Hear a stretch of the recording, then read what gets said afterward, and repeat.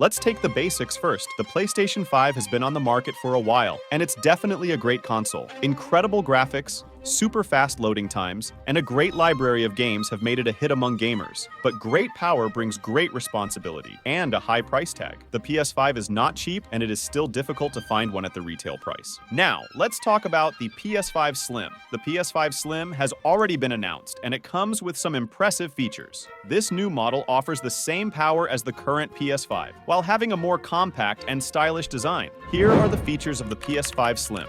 AMD Zen 2 processor, 8-core processor, AMD RDNA 2, 16GB of RAM, and 1TB of internal storage. The PS5 Slim offers the same power as the PS5, but in a more minimalist and budget-friendly package. This makes it a great option for those who are looking for a console that takes up less space. And then there's the PS5 Pro. For those looking for the best performance, rumors are circulating about the Pro model. PS5 Pro will offer a significant increase in ray tracing performance by enabling light and shadow effects to be processed 2 to 4 times faster, creating a more realistic and immersive gaming experience. Now, I'm going to show you the comparison chart. I'm going to skip reading this table, so please pause the video and check it out for yourself.